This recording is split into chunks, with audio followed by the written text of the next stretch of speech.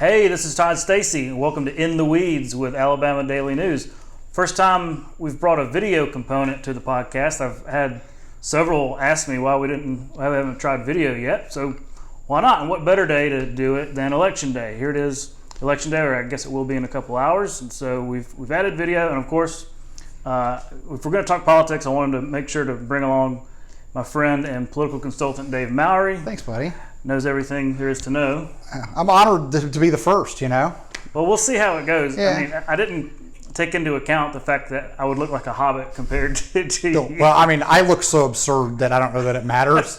I considered, like, when you mentioned the video thing, I was like, should I shave the mustache? And I was like, but then Todd would be mad if I shaved the mustache. Look, that's so that is new things for everybody, okay? Hey, Corona stash is right. It's a thing. It's a thing. Here we are. It's Election Day, or will be in a few hours. And I wrote in my column today that my prevailing feeling about this prolonged runoff is that I'm just tired, and I feel feedback I got. I think a lot of people are. It's been 4 months. Yeah, and even with the 4 months or whatever, it's not like we all got back to normal and people have been out and able to really interact with the campaigns. Or I think the hardest part is for me, and I can't imagine it being on the inside of the campaign, is like, how do you feel the momentum? Oh yeah. Because I mean, if 9 people show up, is that a good crowd or a bad crowd? I don't know. Well, yeah, and what are the rules? I mean, and if you went back, because it was literally about 4 months ago, that Governor Ivey announced she was postponing the election, and at that point, it was like, man, July, that's a long way off, which it was, but nobody would have told you, hey, not only are we not going to be out of the woods with coronavirus yet, we're going to be maybe in a more dangerous situation, right? Which is where we are. So I mean, it's just been a long time.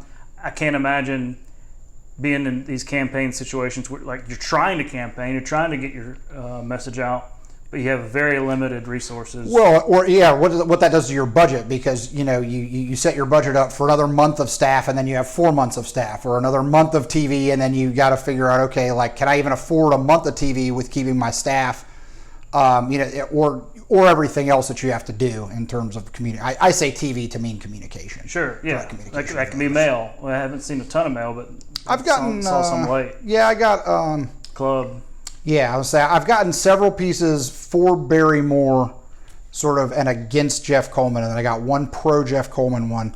I have not got anything in the Tuberville Sessions race, but like, when you start thinking about how to, like, dice up the who you're going to send it to, and how expensive mail can be for a statewide race, it's just I don't know why you would argue to do that over other things. Yeah, maybe in Mobile. Right. Maybe Sessions. Yeah, there are markets where you would want to use it as a turnout mechanism, or that. Yeah, Mobile is, and I think Mobile is a place to watch, right? For Sessions, and they have the House race down there as well, which is highly contentious, big time. I think maybe more contentious than ours is, because in terms of what they're throwing at each other. Sure. Well, because I think that the campaigns are, like, more on an equal footing, right? Mm-hmm. And here you have Coleman, I think, with a bigger money advantage, and the club sort of propping up more. And so it's hard to gauge, when one side's sort of relying on outside funding and the other side isn't. That one has the outside funding, and I think from both sides hitting each other. Yeah. I think, did you guys break the thing that didn't Mike Dow and some folks have a super PAC going for Jerry Carl? Yep, they have there's a kind of cavalry super PAC that has emerged down there, and we can get more into it. Yeah. I wanted to talk about turnout. Yeah. Because that's the big thing, right? I mean, we've talked about it theoretically a lot, but people are actually going to go out and start voting now. John Merrill, Secretary of State John Merrill, predicts 17 to 22%, which would be about 600 to 700,000 people. And I'll say this, Secretary Merrill has been correct a lot in his recent predictions. I just saw that number, 22%. That just seems really high. Well, the 600 to 700,000 sounds high to me. Yeah. Because, I mean, that obviously has some kind of new registrants, and I think is that all voters?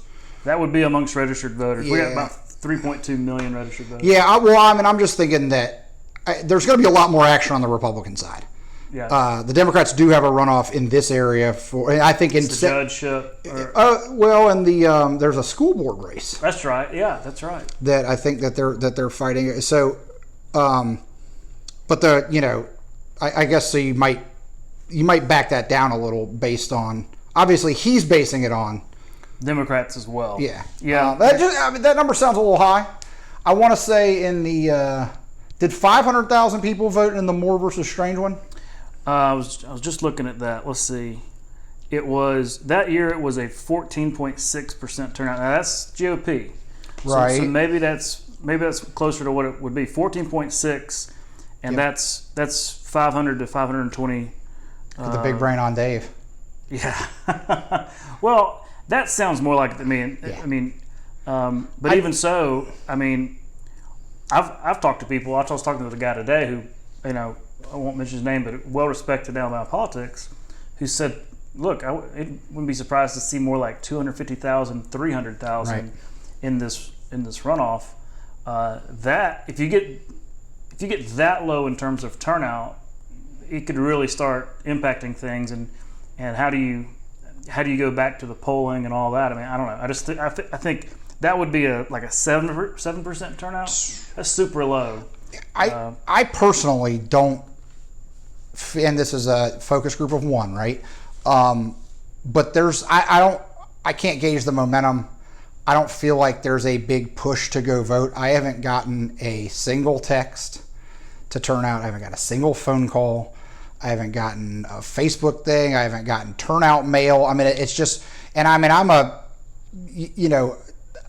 regular enough voter.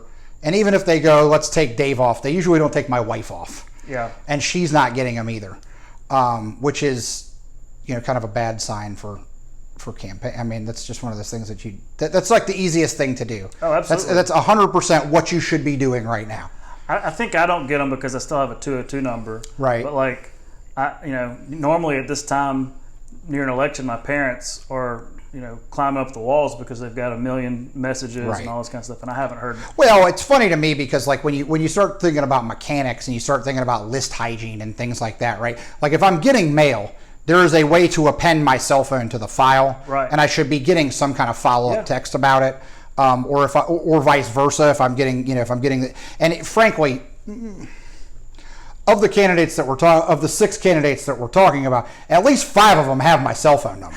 So like somebody could have put me on the list, but that's the thing. They're not doing that data dump, and it's just like it's funny because reporters and stuff nationally that have called me, they don't necessarily care about the mechanics of the stuff, and that's the most interesting thing to me is like, why are you not doing this? It cracks me up, Yeah.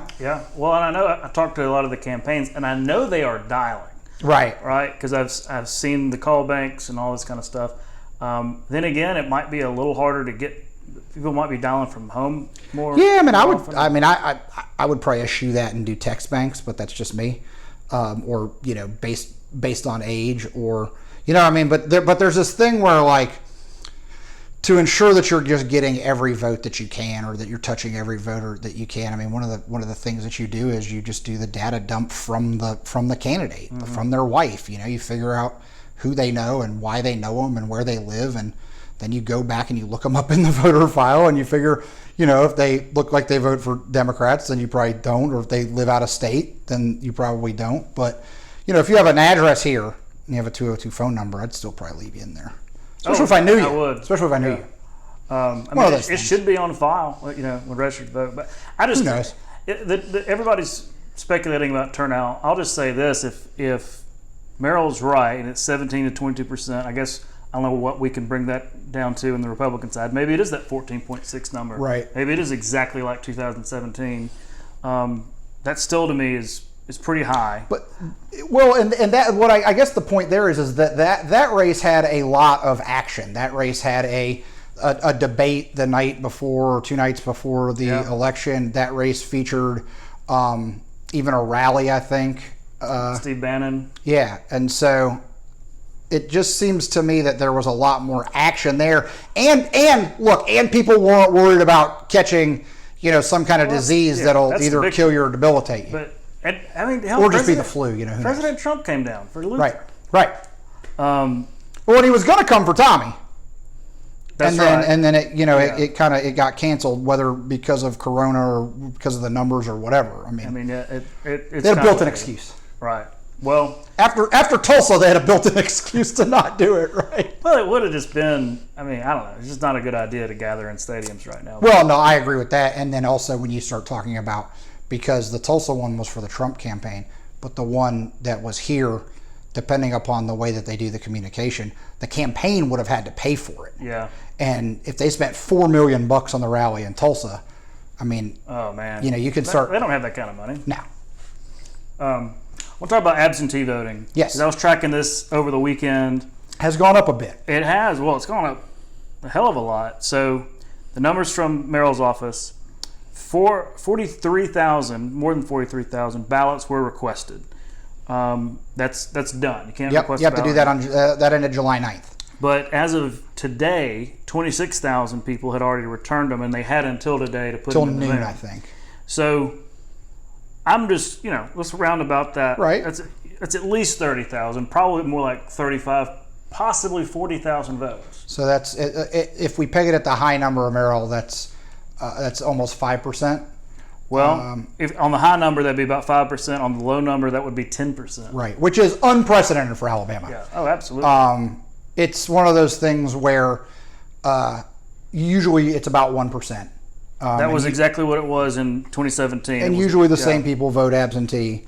Because it's one of those things. We actually do have a pretty high barrier, and I've seen Secretary Merrill talk about it online, and I think to several news agencies and things like that, where he said that basically we don't need to relax the restrictions because we have a process, and as people will do that process. Now, it doesn't make it easier, which I think that if we'd have made it, if they'd have mailed a ballot to everybody, or you didn't have the, heck, I can't vote absentee because I realized yesterday I don't have a printer at my house. Because you got to, and so you have to print a copy of your license and put it on there, and I think you might have to get it notarized. Yeah. It's a pretty high bar. Yeah. And so usually you see very few people jump through that hoop, and now we've seen, almost maybe between 5 and 10% do that. That's a big thing because, again, getting back to the mechanics, one thing that the campaigns might have wanted to think about, it's too late now, but is that you could essentially look at people that have a high propensity to turn out. And you could call them and you could say, hey, I'm with the Sessions campaign, we have this Corona thing, yada, yada, yada. Can we count on your vote? If yes, all right, then can I help you get an absentee ballot? And then you follow up with them, you make sure that they fill it out, make sure they put it in the mail, make sure they have a stamp, get it out in the mail.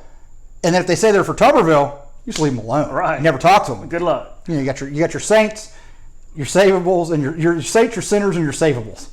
Right? The sinners you don't deal with. No, you're exactly right. I helped a little bit with we called it EVAB, Early Voter Absentee Process up in Tennessee. Mm-hmm. And it was, of course, much more sophisticated because they had an early voting. We don't here. I would love it if we did, just from a political standpoint and the campaigning standpoint, and ease of voting. But I do understand, you don't wanting people voting, a month out of an election. Right. But you're absolutely right. And I wrote about this a little bit today in my column saying, okay, we've had this 4-month gap.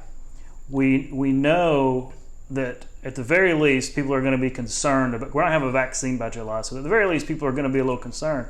If you got 4 months, you can't do door to door, you can't do a bunch of rallies, you can't do even town halls and Rotary clubs. A smart campaign spends that amount of time identifying voters. Yeah, investing in it. It used to be that Alabama would provide the list of people who voted absentee the night before the election or whatever, so that you didn't. They don't do that anymore. So you have to put the work in. You have to do, the elbow grease or whatever to cull that list. I've talked to some campaigns about their absentee program, and it varies from, we don't have one of those, to yeah, we've been doing some things to one. I can't, it's all off the record and everything, but one prominent one has, at least from the sound of it, has a pretty sophisticated program, and that can make a difference if it's 10% of the vote. Well, the thing is too is that you know that you go into the election with X number of votes, and so let's say it's in the bank. Let's say it's 250,000, and you got 25,000 folks that voted for. They voted absentee. They voted for you. They got their ballot on time. Well, then what your baseline is starting out tomorrow. You know that you've got 10% of the vote that you need in the bank, and you know who not to call, so you have a more efficient GOTV program on election day or 72 hours. I mean, that's one of those things when you're dealing with statewide. That's sort of. Even at that number, even at 25,000, it's almost a rounding error. I would be more concerned with the people that I would be more concerned with a campaign that didn't have a strategy to do this, and that I just think it's one of those things where, like you said, you can't do a whole lot. People are in front of their computers more. People are consuming more. You might want to have, I don't know. You can also, when you identify people, like I could say, hey, Todd, this is Dave. I'm from the Tommy Tuberville campaign. Do you plan on voting? Yes. Do you know about all this? Would you rather vote absentee? Here's some information about it. If you say, yeah, I'm going to do that. All right, here's a link. Here's how you get it directly. Here's who you have to, and then you follow up with them a few days. Did you get it? Have you filled it out? Have you returned it? You just bother them until they do it. And I think one of the things, truly, it's one of those things where the return might have been such that they felt like they just weren't getting anywhere, and so they're like, well, it's better suited to not do it, And I could totally see that. My thing would be, we got campaign staff that's basically sitting around for 4 months. We got volunteers that want to do things. Right. Like if you're a volunteer that wants to do things, we talked about that, that sort of data dump or whatever. Like look through your cell phone. Okay, give me these names. You give me, 400 people in your phone. I look them up, right, in the database, and we go, okay, well, 9 of these people aren't even registered. 30 of them don't ever vote, but these, 348 are 2 of 4 or higher in primaries. Call them, get them to vote absentee, give us the data back. Yep. Well, a lot of it's about empowering people, and a lot of that's just about know-how and knowing how to do that and having the people to work it. Yep. No, the data side, there's a data side of politics. It's fascinating. There's a lot of money in it. Sometimes I feel like Alabama, we don't really get many of those very often. Last comment that I'll say on that is that part of me felt like the Trump folks felt like whatever the data that is that they got out of Oklahoma or whatever, they weren't going to draw out of Alabama, and like they didn't need it. And so it was like, with everything else involved, it's not like they're going to then. It's not like I feel like they might not have even gotten enough data to turn around and give it to the RNC for turnout in the fall or whatever. Yeah. Interesting. Well, because if it don't make dollars, it don't make sense. Yeah, I was thinking maybe Northwest Florida, but right. I don't know. But then again, any campaign that you would partner with wouldn't want to deal with that. They don't want to collect that data for you, and how you're going to reimburse them, and yada yada yada. All right. Well, speaking of the Senate race, let's just go down those. I don't think it is my sense. I'm sure it's yours. I don't know anybody in politics or doesn't know anything about politics that isn't. I think it's pretty likely that Tuberville wins. He's the odds-on favorite, big time. I was looking at recent polls. There are 4 sort of recent polls, at least public polls. AUM had one with Tuberville 46, Sessions 31. The latest Sessions internal, which was late May, had Tuberville winning 49 to Sessions 46. Doug Jones had an internal, which I thought was pretty funny. Right. And it had Tuberville at 54, Sessions at 32. And then the Signal poll that Brent Buchanan did that was back in, I guess, mid-May. Right. Had Tuberville at 55, Sessions at 32. Right. So there is not a poll that exists from March until now where Sessions is leading. In fact, his own poll has him losing. His own poll obviously has some kind of push message in there. It seemed legit. Well, no, I'm not. Again, I didn't say it was a push poll, which is something a little bit different. But right. A push message is they don't allow for undecideds, or they might say, well, if I said X, Y, and Z, would that change your vote or whatever. which is different. A push poll is a thing where you're actually delivering a message. You're not really gathering data. Right. I remember that poll because they gave it to me, and it had a little bit of both. It had a straight ballot test, and then it had.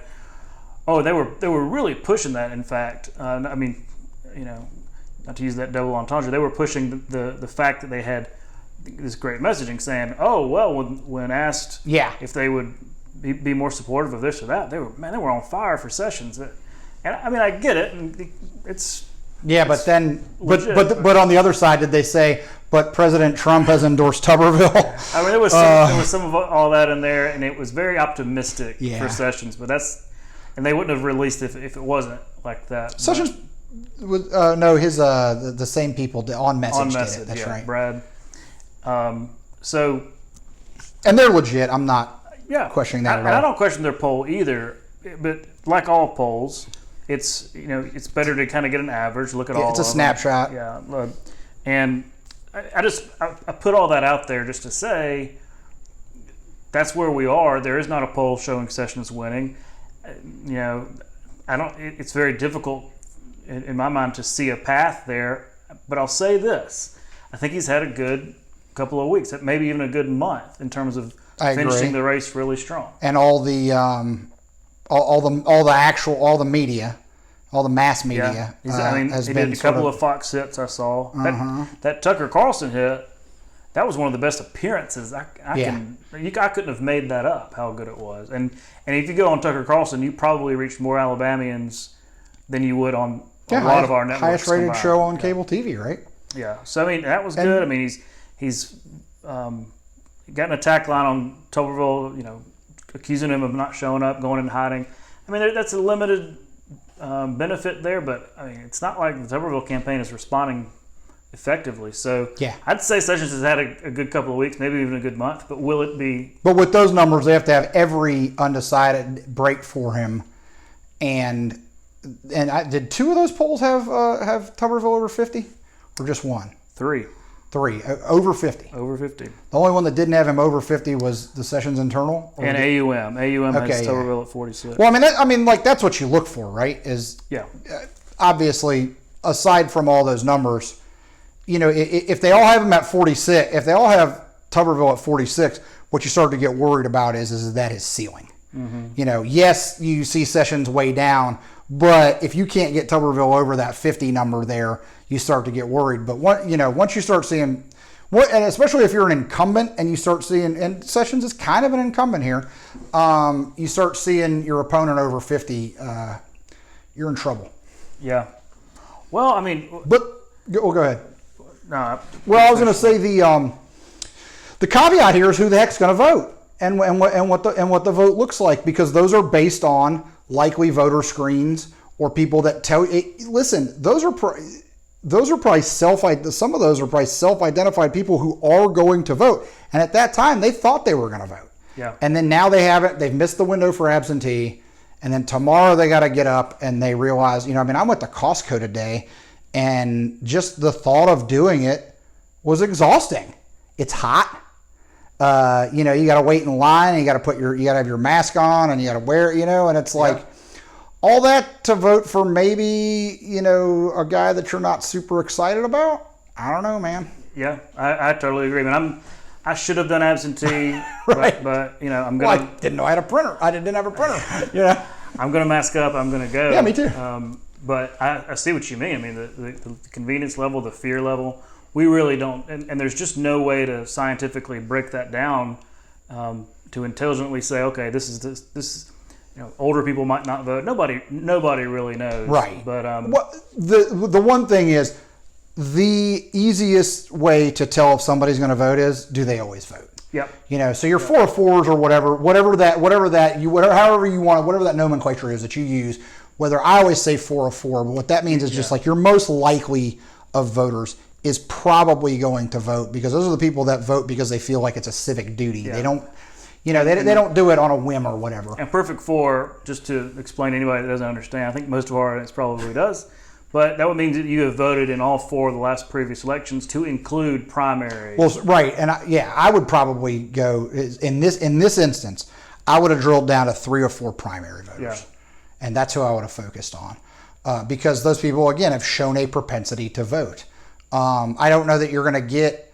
Now, I was going to say, I don't know that you're going to get a lot of new voters, and maybe the corona thing has sort of, messed with that process. But I do think that Tuberville, in a normal election, even a normal primary, did have the chance to sort of expand the Republican Party base beyond just the normal voters. But I think corona kind of washes that away. Yeah, and we're in talks with news stations and all this kind of stuff about, okay, let's coordinate our coverage of the election. A lot of them aren't even having like special election because they say people aren't interested. Right. And if people aren't even interested to watch it on TV, I know that Washington is interested. They DC is interested. All these reporters are down. I know you've been doing a ton of interviews.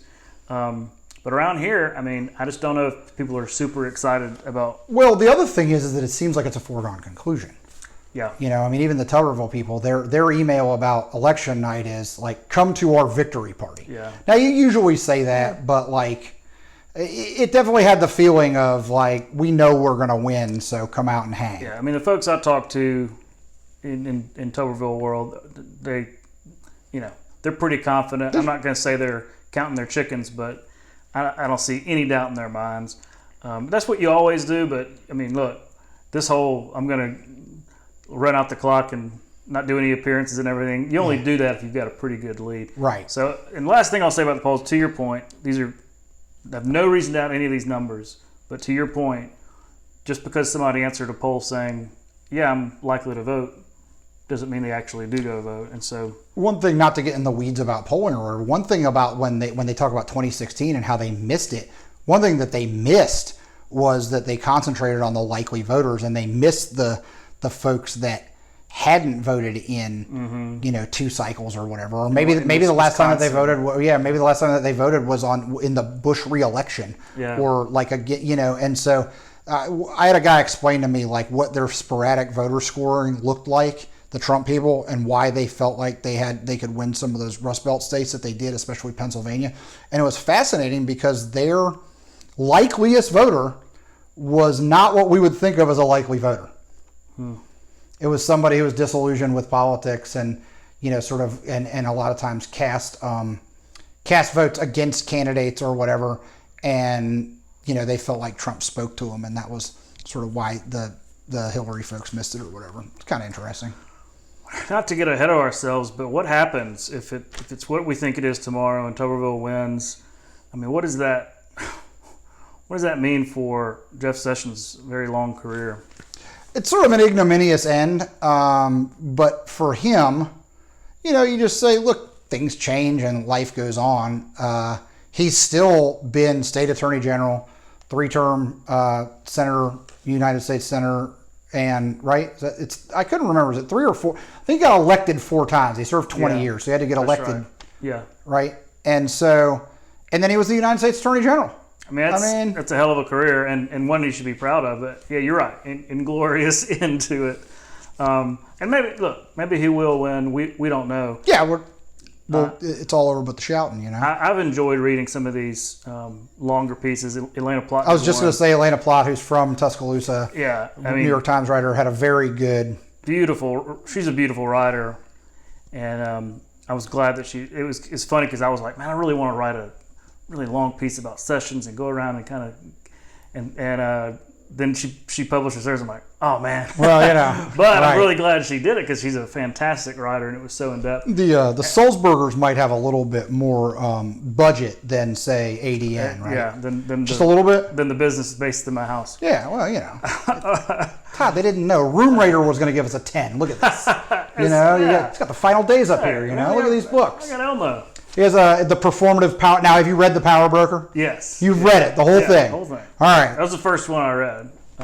It's great. It took me probably a year, but yeah. I actually at one point was about maybe about 60% through with it, and I was like, I have to finish this thing, and I scheduled like a block of, instead of going to lunch, I would read an hour a day, like you read your daily devotional in your Bible, and I would just read an hour, and it took me like a whole summer, but I finished. It's so thick. Yeah, I mean it's beyond. I mean it's easily the longest book I've ever read, but I got a lot out of it. I thought I did too. We're talking about the Robert Caro books, but I'm only through the second Johnson book. So which is the best one. I love it. I mean, it's just, you've got a plan to do it, and you've really got to develop. That one's breezy because it's Campaign World. Yeah. So it's the first one where they start talking about his childhood and his past and all that, and then the third one, which is great, is a history of the United States Senate, and so like it's a bit of a slog too, and there's this vote and that that type of stuff, but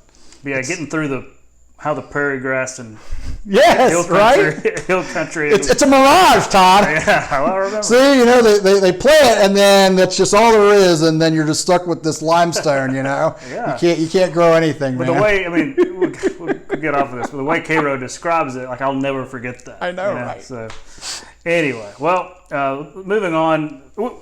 Well, okay. I do think the interesting thing is there's been a little bit of debate with the Jones folks put out their poll, and I've just had several people talk to me this week about like who would Jones rather run against, and does that matter? I just think that the numbers are so hard that it kind of doesn't matter. Just the raw numbers of people that Doug Jones, no matter who the nominee is, has to get. We have straight ticket voting, so you can go in and you can just pull the Republican lever. And then you have to convince somewhere between like probably 350, 400,000 people to then vote, for a senator of the opposite party and against the guy that the president is. If it's Sessions, he's going to endorse it. He's going to have to take it all back, don't you think? Oh, yeah. And so, because the other thing is, Republicans have this in their column of a take back. Mm-hmm. It's also in their math to keep the Senate. Right. Like if they can't keep this, they can't keep the Senate. Oh yeah, if there was, the firewall looks a lot different than it did a couple months ago. 4 months ago. But if there was a firewall, it was Alabama. Right. I'm going to pick up a seat. I agree with that, and I get all the press releases from the Jones campaign. I've talked to his folks a bunch. They're great folks. And of course, they're optimistic, and it's wait till the fall, and even some pollsters saying, "Hey, man, this is in play. Get ready." James Carville even was saying something about it. Well, because he's never wrong. Right. Well, I know, but he was. That's the one that I saw was he was promoting that there's he's within 2 points or something, or. And maybe that's true. The math doesn't add up to me, no matter who's on the ballot. I definitely think Sessions would probably be a stronger candidate, only because we know about him. Yeah, there's nothing you can attack him on that we don't know already. In fact, when some of this baggage started coming out about Tuberville here over the last couple of weeks, one message, if I was running the Sessions campaign, one message I would have harped on is not like, we had this broker deal that went bad and he got sued and had to settle for a couple $1 million. It's very embarrassing because it's not criminal. I'm not calling him nefarious, but it looked like he just didn't do a good job of all this. And of course, there were a couple other things. These things tend to come out towards the end of the campaigns, and they would point out, well, Tuberville's a bad manager. He screwed people over and all this kind of stuff. Yeah, that's one way to put it. I think a more effective message would have been, what don't we know? What else is there? Yeah, here are the drip, drip, drip. All these stories have come out. Well, that's all we know right now. What could possibly come out? Because you remember what happened to Roy Moore. And I was saying, you know who's gonna know? The Doug Jones people. Absolutely. I mean, maybe they did say it and I didn't pick up on it, but it wasn't like a main messaging point though. Right, and I think so much, and I thought this about the Coleman stuff too. And we'll get to that later. Mm-hmm. So much in modern campaigning is about appealing to people's emotions, and that's especially true in the Trump era. It was true in the Obama era. You're just you're riling people up, appealing to their emotions. So few campaigns these days appeal to people's logic. Right. And it's a lot harder to do. It takes more time. It takes more touches, and it's just a higher bar. But man, it can be effective. Yeah, I also, to that to that end, I do think that the one thing the Sessions folks. It's weird to me that they did this, but there's something. I think they fundamentally misread what people think about Jeff Sessions. He has very high name ID. He's known as being a conservative senator, but they never really talked about his record, and they never really talked about what he would do as a senator, and they never They never went directly at the recusal thing. And the reason is that everybody that's listening to this knows if you're explaining, you're losing. But guess what? Those 4 months were a gift. And he probably could have figured out a way to say what he does say in person, and that is that he saw it as red letter law. Mm-hmm. And I don't understand a guy who was the state attorney general and it was a United States senator, was the United States attorney general, like, hey, look, we have a disagreement about the law, but as far as I saw it, as the guy that he appointed to be like in charge of the law, I thought that I had to do this. And in a weird way, I think Sessions could have made an argument that he saved the Trump presidency, because if Sessions stays in, does the investigation, and his name is on it and not Mueller, remember the liberals going crazy, trust Mueller. Trust Mueller. Mueller's got this. They knew that he had Trump dead to rights and they were going to frog march him out of the office, and then the Mueller thing hit like a dud, and they were like, oh, well, but if Sessions had done that, it would have been fixed from the beginning. Mm-hmm. And then people would, and people that were the same people now that you sort of see the slippage with the Trump folks about his coronavirus response or whatever, you would have seen those people sort of peel off about the impeachment thing, you know, about the Trump Russia thing. And I just think that Sessions had a unique chance to do a little splaining, and I think a little splaining would have helped him. Yeah. I don't know that it wins. But I also I feel like maybe the score's a little closer if he'd have done that. Yeah, and I remember them, having a couple of messaging opportunities like that.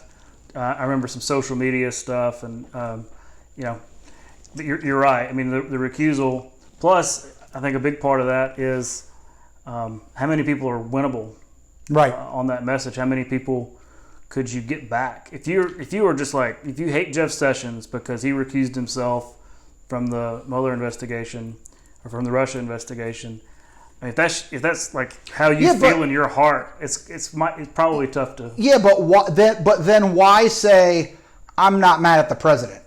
Why be the guy that sits 2 rows behind him in his new date, going hey baby, I'm still here.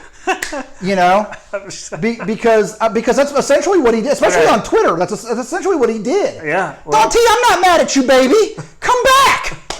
I think it was you wrote. It was written in Inside Alabama Politics that he was simping. Yes. Simping. Yes. See? I thought that was an excellent use of a Gen Z word. Yeah. There you go. Right. I'm extremely online, Todd. Yeah. Aren't we all these days? Well, we'll see what happens. We'll see what happens. We'll see what happens. I could see it, but it will be.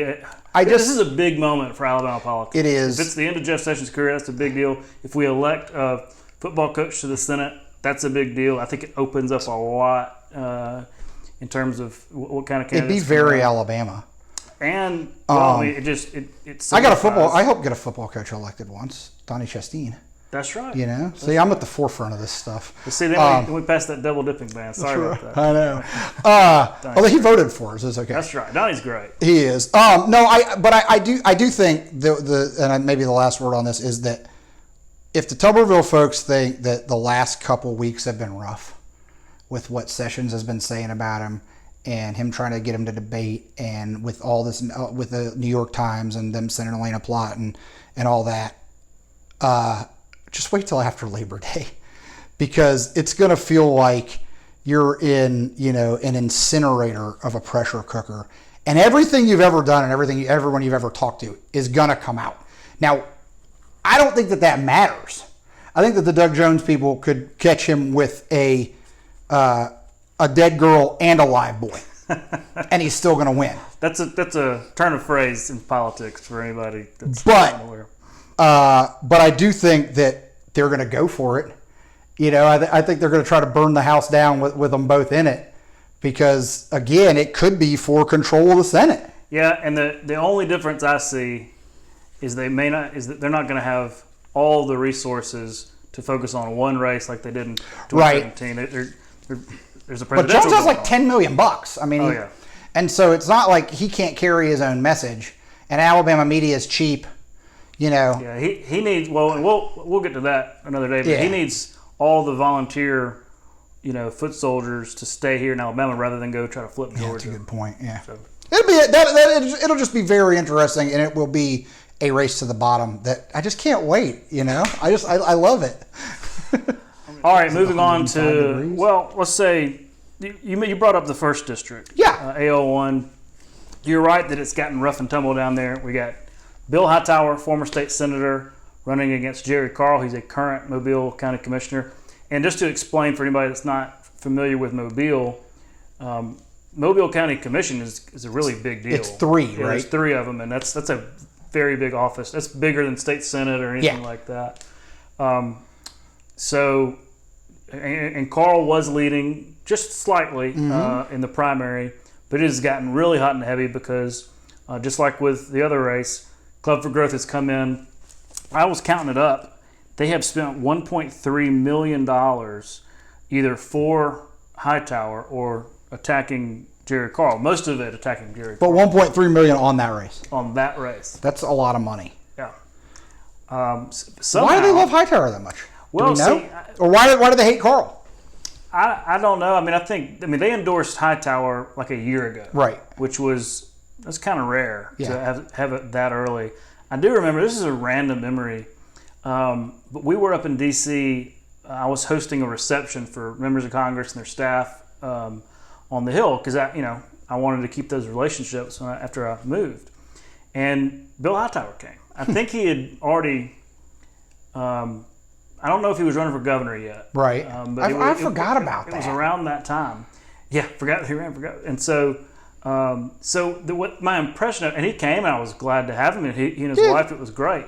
But my impression was, maybe taking some meetings, because at that time it was pretty clear Bradley was going to run, and so anyway, I just found it really. It's kind of like if you're a senator or a governor and you end up in Iowa or New Hampshire. It's not by accident. You don't just go there for their Lincoln Day dinner or their whatever. You just I just happened to be here, Todd. Well, the Heritage Foundation is right down the street from the reception place, and I think he actually said he just saw our sign like Alabama Daily News reception. Like, oh, okay. I'm from Alabama. So he and we know each other. Of course.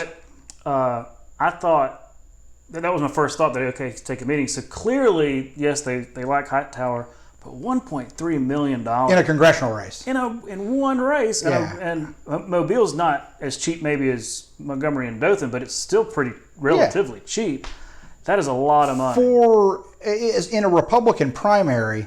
So we're not talking about where they could potentially get any kind of Democrat, whether it's a liberal Democrat or whatever, or like a union supporter versus a business supporter or whatever. No, we're talking about fundamentally what's going to be the difference between these two cats' voting record.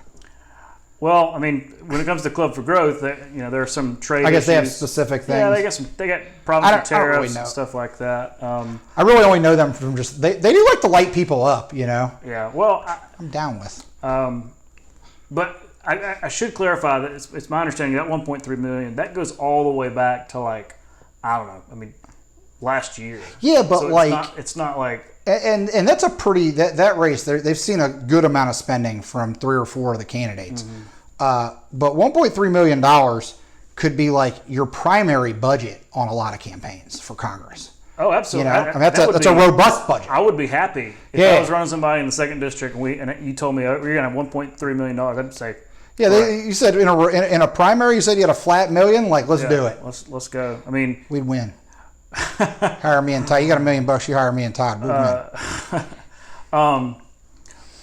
But they also spent. Just to show you kind of who they are. They spent a couple $100,000 just beating up Bradley in the Senate race. Right. Just for no, there was a thing they did not like Bradley Byrne.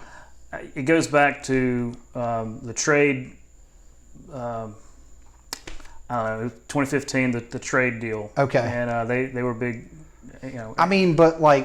Okay. Did he spearhead it not passing or something? No, and I wrote about this a little bit today. There's always been these divisions. Yeah. And there's a faction of business, defense, agriculture. I'd say many times those people are of the same sort of opinion. Go along to get along, move the ball down the field, sort of your old school Republicans. And there's also the activist wing that is the Tea Party, remnants of the Tea Party, the folks that, the actual Republican Party is a little too liberal for them. So they joined the Republican Assembly. That's right. But they're also the vote no crowd, and that's what Freedom Caucus, Club for Growth. That's what they want a lot more. And the club had been they're sort of the establishment wing of that part of the party. They're you know what I mean. They're not as foaming at the mouth openly as say your Tea Party people. Well, yeah, I mean, it is. I mean, not to sound just too disenchanted with politics, but it's a big business. It's a game. Oh, totally. And the Club for Growth, Heritage Action, all these groups that are established and have deep pockets and stuff like that, they play to the voters, inclinations on conservatism and stuff like that. And so, I mean, what you're seeing in these ads, it's not, Jerry Carl wouldn't support the bridge or the Austell boat or the whatever, the Airbus. It's all about, I mean, he likes Nancy Pelosi, and it just kind of, I've always it surprises me that plays. When you use that, it's just so funny to me because, like, sure, Jerry Carl, the Republican on the Mobile County Commission, big Pelosi guy, right? Pelosi guy, big. Same thing with Jeff Coleman, right? Big Pelosi guy, just always out there in San Fran, whooping it up, Clinton. So. It seems weird to me now, and not to conflate the two, but the one thing that I thought I got a pretty good mail piece from the club for Barrymore against Jeff Coleman. This is District 2, and it was basically about how he gave money to some dude in Hawaii. Yeah. But how that dude, it was a lot of money, and it was like how that advances a liberal agenda. And the fact that he just donated to Democrats, I thought was okay. Yeah. For like a one-off hit. You know what I mean? I don't know that I made it like the center of my strategy. I would have done it. We'll get to that in a little bit. I just think that so in Mobile, they're up there and they're up on the air or whatever, and they're saying that Carl is some secret liberal. I mean, that's the gist of it. I haven't seen every ad. I've seen a couple of them. What I mean more generally is it's not parochial stuff. It's not. Oh, right. It's not state-based stuff. Of course, they say he's profited from his job through road ordinances and stuff like that. I mean, I'm not going to get into all the attacks. Right. My point is, Club comes in or Heritage Action or some of these groups come in and they do the dirty work of attacking a candidate, right, undermining their conservative bona fides, and with that kind of money, it's tough. But what I'll say about Carl, as opposed, and we'll get to the second district, I think Jerry Carl has actually withstood that barrage pretty well. And I think one reason why is they saw it coming. Again, Club endorses Bill Hightower back of July of last year, I believe. Right. It could have been earlier than that. So they know something. So they know they got something up their sleeve. Absolutely. And they know that he can count on a certain amount of money to carry the negative attacks or whatever. And that he was going to need it. No matter who wins that, gets into that runoff, you know that you're going to have several $100,000 spent on you, so you better be ready. As opposed to District 2, I don't think they saw it coming. So I'll just say this: I don't get into predictions, everything. I think Jerry Carl's in a pretty good spot. I think he's had some good weeks. I think everything I hear from down there is that he's, sitting in a decent spot. He's backed up a lot of endorsements. He's gotten Pringle, who was the third guy, who was the last man out, basically there. That's always nice. He's gotten Hoss Mack, who's the sheriff of Baldwin County, which in a Republican primary, I think either votes right at the same as Mobile or maybe even more than Mobile. And he's like one of the more popular Republicans down there, and he's the sheriff. Sheriffs, that's always a good one to get, right? I love sheriffs. You got a good sheriff. Right, exactly. Well, because people... unless they get run out of town, people generally like their sheriff. Yeah. Sometimes like the Etowah County guy, things happen. But as long as you feed your inmates. Carl has racked. So it's like one of those things where if any of that matters in 2020, any endorsements and things like that, or people, if people take their cues from, who you hang around with or whatever, Carl's done a pretty good job of that. Having Mike Dow, who I know from just living in Mobile for a bunch of years ago, but Mike Dow was supremely popular for a while. Oh, yeah. I noticed Stimson's staying out of it, which is smart on his part. Yeah. But, he's got the business crowd. He's got Bradley Byrne. There you go. There's the other one. I didn't mean to discount that.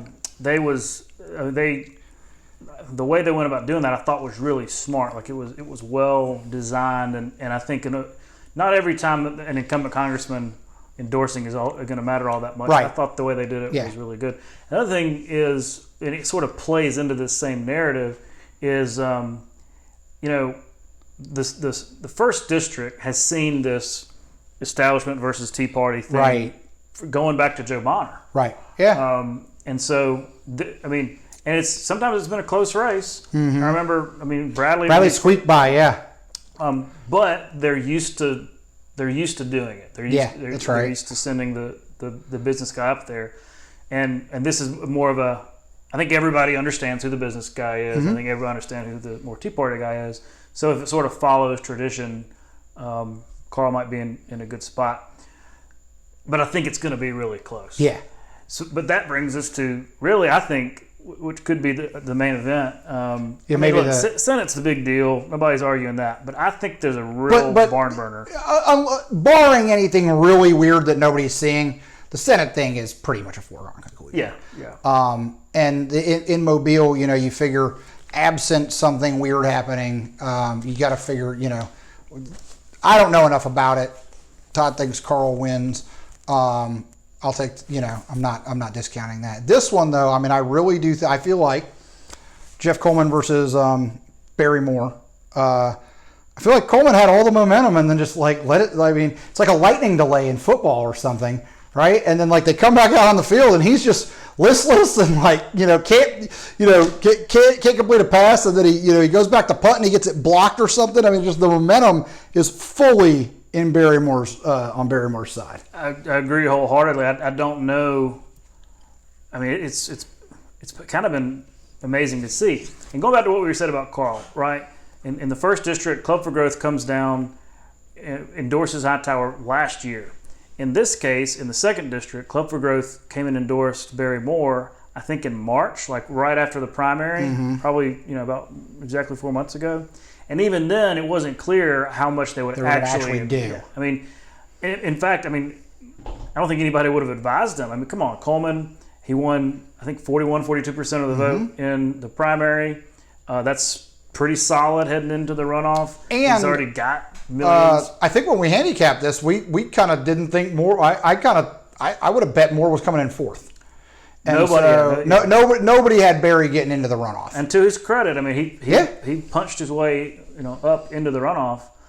But this is fascinating me because nobody would have predicted, number one, that Coleman would have had any trouble with this. But I think part of the problem is they never expected Club for Growth to come in and spend, I think it's $700,000 at least. It could be. It could be upwards of $1 million. When we're talking about budgets, right?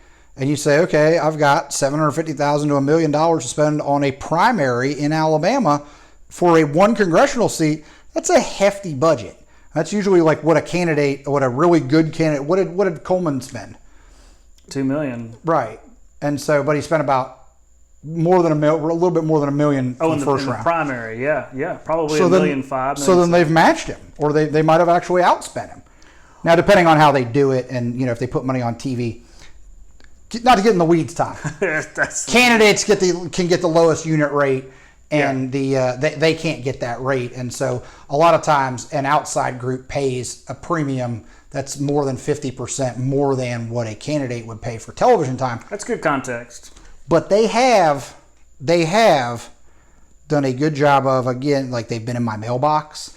They're the only ad I've seen on Facebook in the last 2 weeks for any of these cats, for Tuberville, for Sessions, for Coleman or for Moore. The only one that I've seen is a hit against Coleman and an ad for Barry Moore, both paid for by the club. Yeah. I think, and when we talked about Jerry Carl in the first district, one of the things we talked about is like the cavalry came, right? This super PAC formed with people from Mobile and outside Mobile pooling funds to hit back. You saw the endorsements come. I talked about. For Coleman, that is happening a lot later. It's happening really in the last couple of days. Martha Roby, Martha Roby endorsed. You saw, well, really, he already had business counsel. They brought in the chamber. I mean, they've been sort of rolling out mayors and just kind of doing everything they possibly can. But there's like 6 state senators in that district, and 4 of them are Republicans, and I haven't seen a word from them. Yeah, well, a lot of them, a lot of them serve with Barry. Yeah, so I mean, same thing with House members though. I haven't seen House members come on. I haven't seen. It's just, I guess the thing is to me is it's interesting to me that I knew about Carl, and the only one that I can tell you is I saw some mayor for Coleman, and then I did see Martha Roby endorse. But it did seem like it was late, and it did seem like it was a hey, can you come in and try to save me endorsement. Yeah, it really did. I mean, we ran the story. Caroline Beck did the research and saw that Martha had donated like $14,000 between her campaign and her leadership PAC. That's big. It's a lot to donate, but it's also very public and saying, "Hey guys, come write about this," which we did. But she still didn't endorse, right? It was more of a, let the money speak for itself. They didn't even comment on it. But just a few days later, it was, I'm fully endorsing, and I think they did some robocalls and stuff like that, which is probably really effective in Montgomery. Yeah. If it was me, I would target basically my neighborhood right. with that. But I'm not sure I would send it down to the Wiregrass. I think I would really want to boost turnout up here. Right. So he's trying to catch up. I'm saying the rallying, the cavalry coming to help. There's been no outside help that I've seen. I haven't seen it. The U.S. Chamber needs to be running ads. Other groups I did see one. It was that Patriot Fund thing. Okay. That I have no idea who the Patriot Fund is, but it was an attack on Barry Moore. I think we tweeted each other about it. Maybe. Yeah. So it's just there is some rallying, there is some cavalry coming, but it's doesn't seem nearly as organized as it does in the first district, and it's coming later. Yeah, and again to me, and I know it's Alabama, and you can get sort of guys in my position, you can get enamored of your pet tactics, and you can think, well, they're not doing this, so they're behind or whatever. But I just haven't seen, dude. I don't watch TV, and I don't, I'm online a lot, and I obviously check my mail, but I haven't gotten any text messages. I actually, in a strange confluence of events, I probably watched 4 straight series on FX on Hulu, and I have ad-supported Hulu. And I see there's 2 Alabama companies. I see Blue Cross and I see Troy that advertise on Hulu, but I didn't see any campaigns. I'll write that down. And it's not the barrier to entry. It's $5,000 is like the minimum that they'll take. I mean, I've talked to them, but it's just one of those things where who knows how many people it is. But if you're Jeff Coleman, you're spending $2 million, dude. You have every billboard in this entire district, okay? And you've had it for years, for at least a year, and you've got your trucks. I drive between here and Daleville all the time, and there's trucks parked and there's signs on the side of the road. Yeah. But why am I not getting text messages? Why am I not getting Facebook ads? Why am I not getting banner ads? Why haven't you taken over whether it's the Advertiser or the Dothan Eagle? I mean, all these things that you would think. Daily News. Right? Duh, right? Just kidding. I mean, it reaches all the people you need to reach. No, but it's just one of those things to me where it seems like you're just not doing everything that you can to capitalize on reaching every voter. Because again, I feel like that race is probably going to be close. Oh yeah, I think it's going to be very close. And to win, I'm just saying, I got two votes in my household. You know what I mean? my kid's YouTube account is hooked up to my name. All right, so it's me you're targeting, even if they're watching, and I don't see YouTube ads. Yeah. It's just all these little things that you could do to reach people that aren't necessarily reachable. This is a fascinating race because, again, I go back to if you don't know that somebody's going to come in and dump $700,000 of negative a lot of it negative advertising in your race, yeah, that's tough to respond to. But it does seem to me that they got caught flat-footed on the Club for Growth thing. I don't know the timing on it. I don't know how much decision making went on, but clearly the momentum feels like it's on Barry Moore's side in this race, and maybe Coleman had enough already, and he can sail on.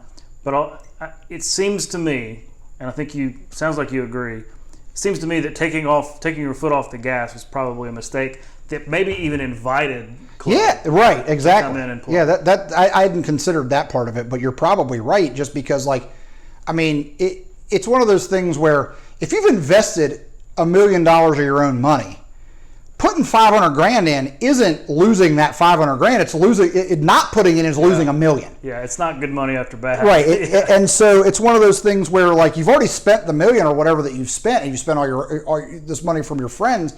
Like you probably wanted to go ahead and lock it down and and make sure that you win. And the thing is, I harp on all that electronic stuff because before Corona and before the primary, and even going back to late last year, he was inescapable.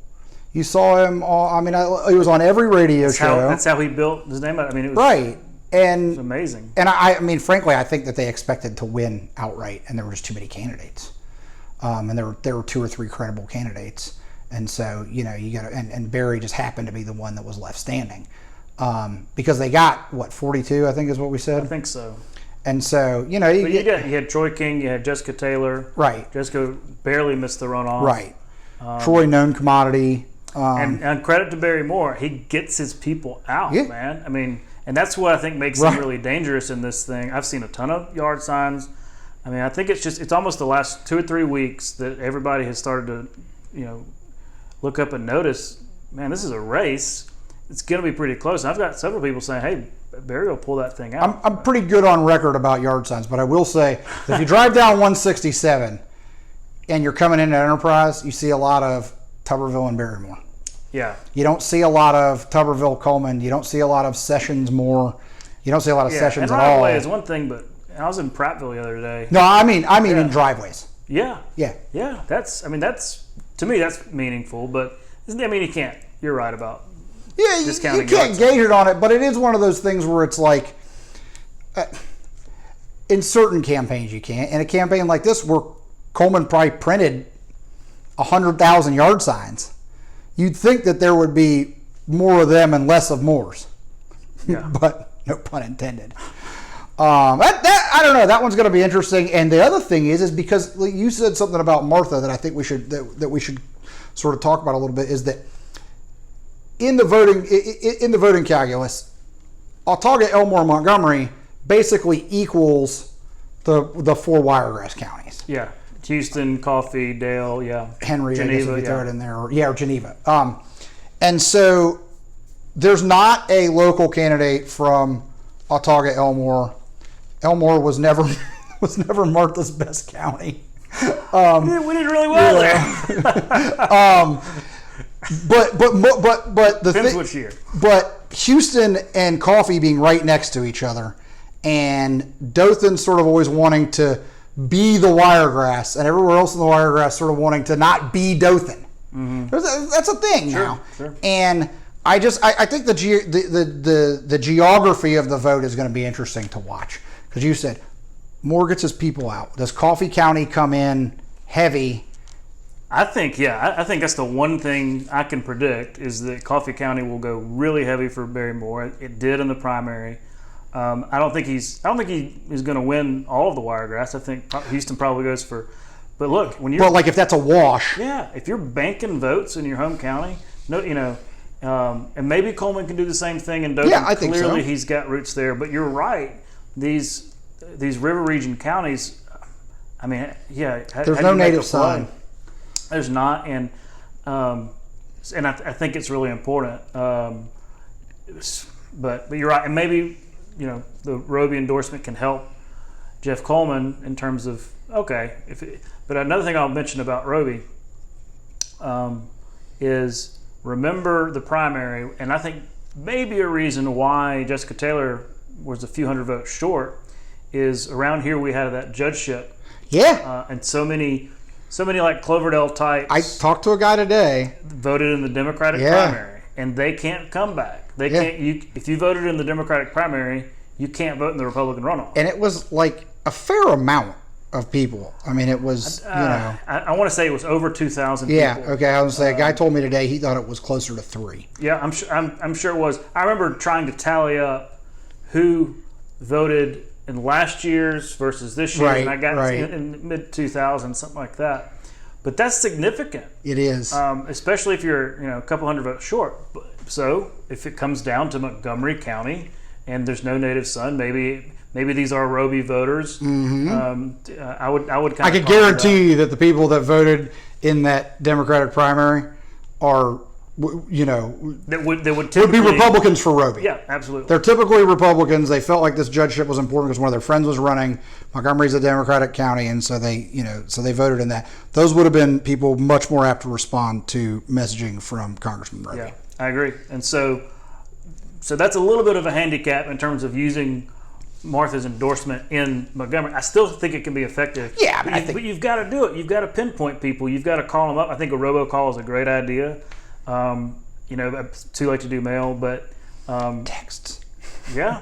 So anyway, to belabor the point, AL2 is going to be a really close race, and that's news because ask anybody 2-3 months ago, and this was not even going to be a contest. So we'll see. It'll be interesting. Well, I guess all over but the shouting, right? As our friend Rick Bragg would say, all over. But I'm sure tomorrow's the worst day in politics, election day, because there's nothing you can do. Just sit around and wait for the. Well, that's why we have a podcast, because when you're so you bored, can listen to this. That's why we're putting it out. And I texted you Sunday, and I was like, hey, or last week I was like, when do you want to do it? You said Sunday or Monday, and then yesterday I got caught up, and I said, all right, I think we should do it Monday because got to give people something to do. Yeah. Last time for the primary, several people said that they spent a fair amount of time with us. I've always been frustrated about Election Day because, you're putting into motion everything you've already planned to do. So there's some, that at a certain point, there's no, Well, there's always some kind of disaster of, hey, this machine's not working or whatever. There's almost nothing you can do about it. But you have to jump up and respond, You gotta have your contingencies in place. But none of us have ever contemplated a pandemic where you're really just, your hands are tied. But anyway. Yeah, when you can't even show up if there's a problem, right? Goodness, it's going to be an adventure. It really is. All right, well. Yeah, I mean, I think, look, good luck to every candidate that we've talked about. And, one thing that, as I get older, it's interesting. You appreciate people that put their name on the line a little bit more. I mean, the foundation of democracy is voting. And people that put their names out there, whether I like them or not, whether I vote for them or not, should be commended for being part of the process, man. I agree. I commend everybody who put their name on a ballot, all the campaign staff that have worked really hard, probably not getting paid enough to help out. Good luck to everybody on Election Day. Don't forget to vote and wear a mask. All right.